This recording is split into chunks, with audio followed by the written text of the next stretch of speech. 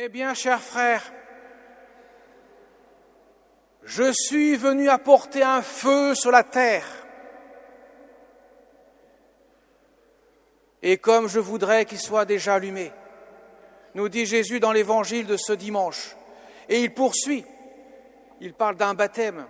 Et quelle angoisse est la sienne tant qu'il n'est pas accompli. Et voilà qu'il donne aussi une autre précision. Je suis venu apporter non pas la paix sur la terre, mais la division. Cela peut paraître extrêmement surprenant. Alors de quoi veut-il parler? Quel est le sens du feu sur la terre, le baptême dont il lui tarde qu'il soit accompli, et cette division qui va entraîner le Père contre le Fils contre le Père, etc. Mais bien, chers frères, le feu dont il vient apporter, c'est bien sûr son amour miséricordieux.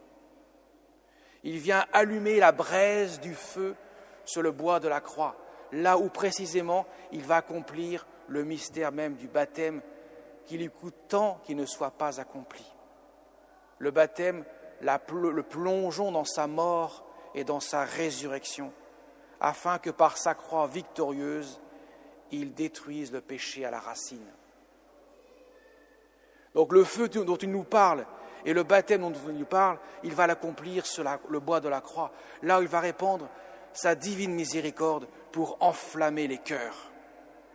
Mais alors pourquoi y a-t-il la division? Ce n'est pas nouveau, ça ne fait que continuer. Mais là, c'est amplifié, puisque dit Jésus, je ne viens pas apporter la paix, mais la division. Désormais, 5 personnes seront divisées. Parce qu'on ne peut pas dire à Jésus, moi je ne me prononce pas sur ton cas. Il n'y a rien à faire. Soit je suis avec, ou je suis contre. Je ne peux pas dire, je ne sais pas, ça ne m'intéresse pas. Car mon salut en dépend. Ça veut dire, je suis dans la disponibilité du cœur pour accueillir, ou au contraire, pour fermer mon cœur. Et en ce sens-là, la division, forcément, se fera entre ceux qui veulent accueillir et ceux qui ne veulent pas accueillir. Parce que Dieu ne s'impose pas. On a pu dire, mais Jésus, mais pourquoi tu n'imposes pas à tous les hommes ton salut? Pourquoi, dès l'enfantement, dès le jour de naissance, l'homme n'est pas dans ta volonté comme un automatisme? Pourquoi peut-il encore choisir le mal? Parce que l'amour implique un accueil libre. Nous avons 2 facultés spirituelles, mes chers amis. 2. Et vous savez que le démon ne s'est pas trompé. Quand il est venu tenter Adam et Ève, il s'est bien arrangé pour que les 2 facultés spirituelles soient mises à l'épreuve. La première, c'est l'intelligence. L'intelligence sert à chercher la vérité.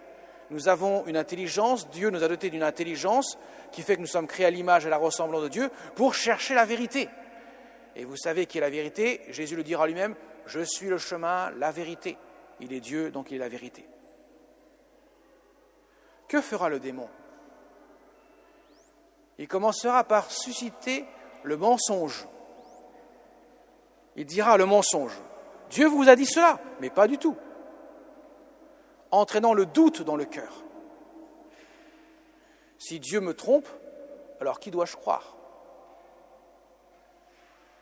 Ainsi, il permettra de mettre à l'épreuve la seconde faculté spirituelle, à savoir la volonté, qui, la volonté, elle est là pour désirer le bien, le vrai bien.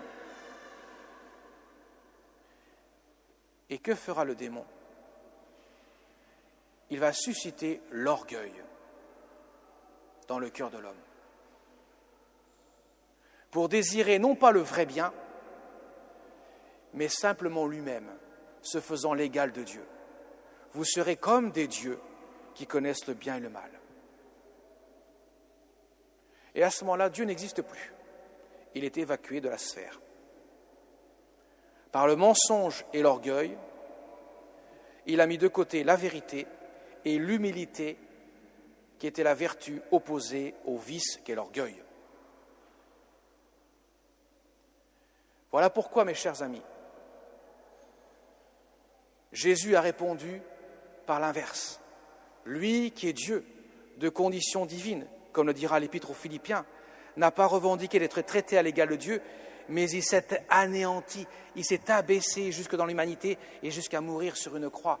Il a montré l'humilité par laquelle il vient guérir la blessure causée par le vice qu'est l'orgueil. L'humilité vient de l'humus de la terre, autrement dit, la créature que nous sommes. Nous ne sommes pas des dieux qui connaissent le bien et le mal, nous sommes des créatures qui sont enseignées par le Créateur. Car Dieu a dit cela, tu ne mangeras pas le fruit défendu, tu observeras ce que je te demande d'observer, car je suis ton Créateur, et toi tu es la créature.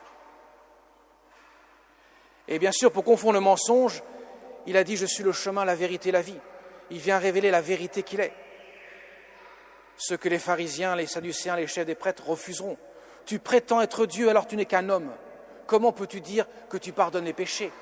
Comment peux-tu prétendre être Dieu alors que tu n'es qu'un homme? Vous voyez la division? Elle a commencé à ce moment-là. Quand Jésus est arrivé en Palestine, quand il a commencé son ministère public, le démon, bien sûr, l'a tenté au désert. Et après, une fois que les apôtres ont été choisis, les premières altercations sont arrivées rapidement. Il s'est opposé à cette caste qui prétendait savoir, mais qui manquait cruellement d'humilité pour accueillir la vérité. Vous voyez, mes chers amis, si le curé d'Ars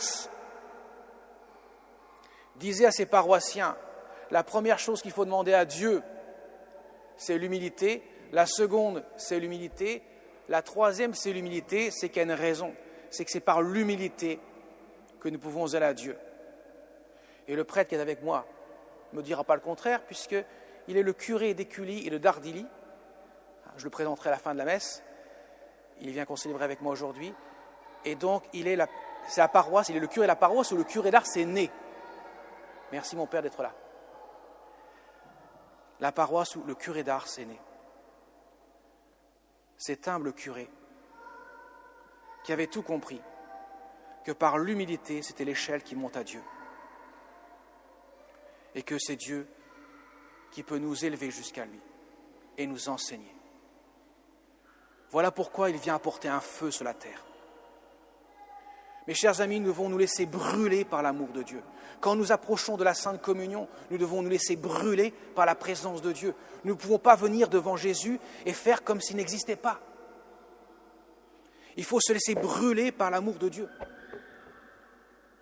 Le curé d'Ars disait encore, quand il voyait certains de ses paroissiens, sans les juger au demeurant, mais il était tellement saint qu'il voyait à travers les âmes, il disait, j'ai l'impression que certains, ils viennent à l'église, mais ils ne savent pas pourquoi ils viennent. Il voulait les titiller, les réveiller dans leur foi. La présence de Dieu, mes chers amis, est quelque chose de merveilleux pour nous. Notre âme est comblée quand nous recevons Dieu. Et demain, nous allons fêter notre mère dans son mystère de l'Assomption. Elle qui est élevée en corps et en âme au ciel. Elle est là pour nous aider, pour nous conduire à Dieu, pour nous faire bénéficier de la grâce, de la miséricorde de Dieu. Elle qui a reçu cette mission cruciale de nous conduire au pied de la croix. Voilà pourquoi la croix est non seulement l'échelle qui permet de monter au ciel.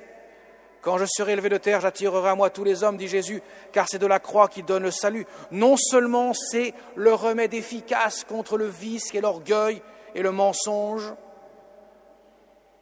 qui a été le poison qui a entraîné l'homme dans sa chute, mais en plus, c'est le modèle, l'exemple même, car Jésus non seulement répare la blessure causée par le péché, mais fait plus que cela d'ailleurs, il élève jusqu'à la grâce de la vie divine, mais en plus il montre comment parvenir à cela, par l'humilité, l'abaissement de l'homme qui se reconnaît une créature de Dieu et qui a besoin de son Créateur, qui se fait sauveur, rédempteur, lui qui était tombé dans l'ADN, dans la chute, qui est tombé dans la chute par par le péché et dans la géhenne.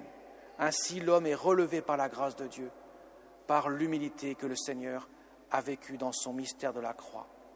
C'est par la croix que nous pouvons aller à Dieu, car la croix est victorieuse. Et la Vierge Marie nous le montre, vraiment par sa vie toute donnée à son Fils bien-aimé, elle qui nous prépare ses chemins du ciel. Demandons-lui donc de nous aider à grandir dans l'amour de Dieu, afin que nos cœurs ne soient pas divisés, mais au contraire unifiés pleinement par la grâce du feu de la miséricorde de Dieu. Amen.